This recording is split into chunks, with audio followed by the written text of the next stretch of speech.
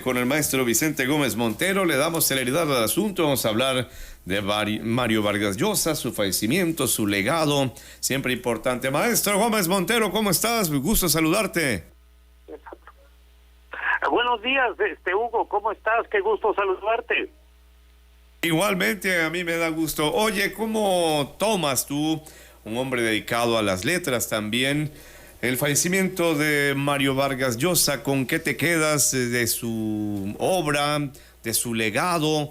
¿Qué es lo que nos puedes decir? ¿Cómo te sientes al respecto? Mira, Hugo, el fallecimiento de Vargas Llosa nos trae uno de dos visiones.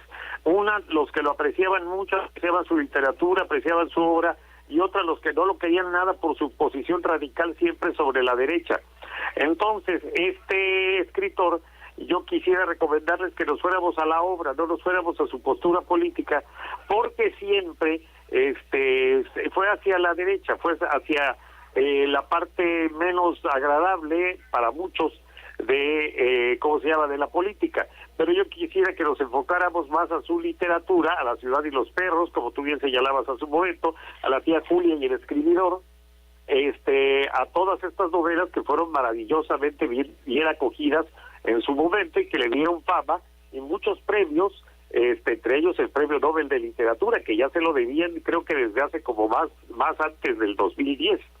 Entonces, pues Vargas Llosa deja un legado increíblemente grande, maravilloso, fenomenal, que deberíamos apropiarnos. Yo recomendaría, para que los jóvenes fueran acostumbrándose un poco a su literatura, leer Los Jefes, leer los cuentos de los jefes, leer la novelita esta pequeña pero muy interesante, intensa, que se llama Los Cachorros, y recomendar que también vean que Vargas Llosa no solo tocó la política en sus novelas, la corrupción, las desigualdades sociales, también habló mucho sobre las costumbres y los sucesos de muchos pueblos. Entonces, Vargas Llosa es uno de los escritores más completos del siglo XX, ¿no? Tú decías ahorita que muy joven alcanzó la fama y que quizás por eso le debían antes el premio Nobel. Ahora, él muere y queda su legado, pero ¿ves que pueda tener vigencia, no sé, mucho tiempo? Claro, por supuesto, porque su obra es característica de una época.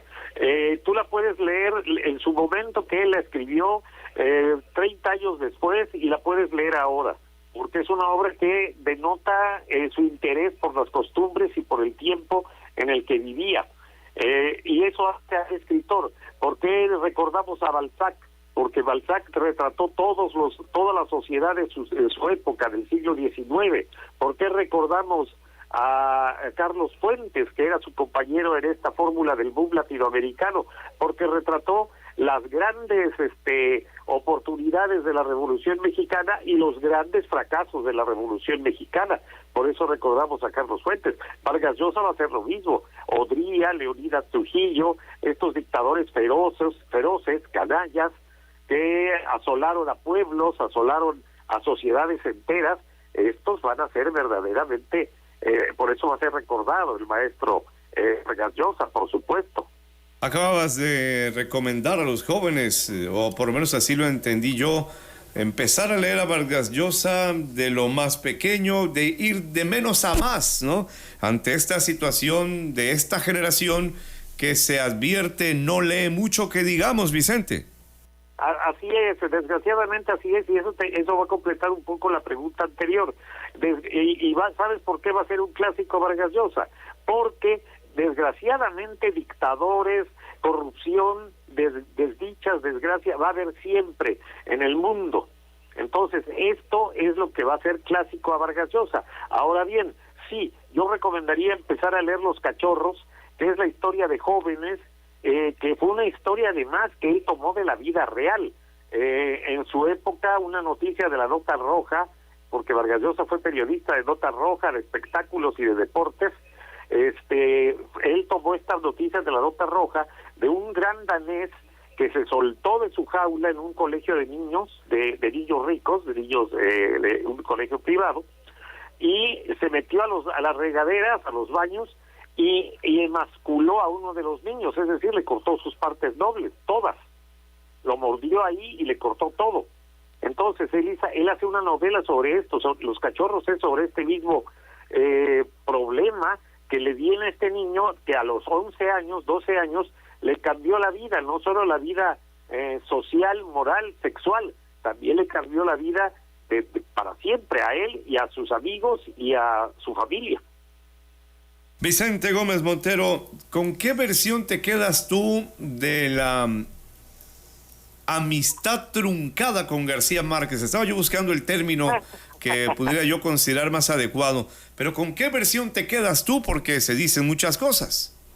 Sí, se dicen muchas cosas, pero mira, los escritores son gente muy complicada, profesor. El intelectual, el artista es gente muy complicada. Yo no dudo que, porque además Vargas Llosa le dedica un gran libro a García Márquez, Historia de un deicidio, donde él habla de toda la obra hasta ese momento publicada por García Márquez, donde lo aprecia, lo quiere, lo apapacha, dice que la obra de García Márquez es maravillosa, y pocos años después, por un malentendido quizá con la segunda esposa de Mario Vargas Llosa, con Patricia, se le da un golpe muy fuerte a García Márquez que lo deja con un ojo morado por varios días. Entonces yo creo que ahí pues hubo quizás alguna mala interpretación tanto de García Márquez como de Vargas Llosa. El caso es que devino que ahí se acabó la amistad y se acabó para siempre, nunca más volvieron a dirigirse la palabra, se evitaban incluso, yo sé todo este asunto porque José Donoso, el otro escritor, el chileno, hace un libro que se llama Historia Personal del Boom Latinoamericano, donde se dedica a contar todos los chismes de todos sus colegas escritores. Entonces ahí, en ese libro está, si lo quieren checar, ahí habla de todo el amplio problema que tuvieron estos dos intelectuales de gran nivel, premios Nobel los dos completamente. Claro, ¿y qué viene ahora, Vicente Gómez Montero? ¿Quién ves tú? Sí, es verdad, ya tenía rato también padeciendo enfermedades, como que ya no escribía tanto, estaba metido más en la política, aunque no quieras tú que nos metamos en eso, pero ¿quién queda ahora como estandarte? ¿Quién ves tú que tome esa posición importante en el mundo de las letras, volviendo al punto aquel de que pues esta generación aparece en otras cosas?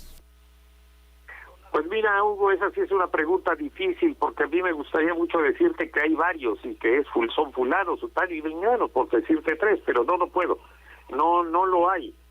Mario Vargas Llosa no solo es un referente importantísimo en las letras hispanoamericanas, sino también en las letras universales.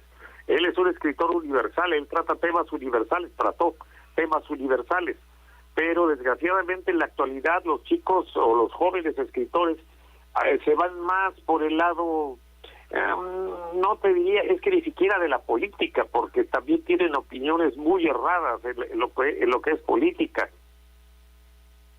Bueno, pues entonces vamos a quedar pendientes con eso, yo creo todos, porque pues aunque no seamos de la política, tenemos que ver con ella, aunque algunos lean poco, ahí puede haber mucho conocimiento explorado.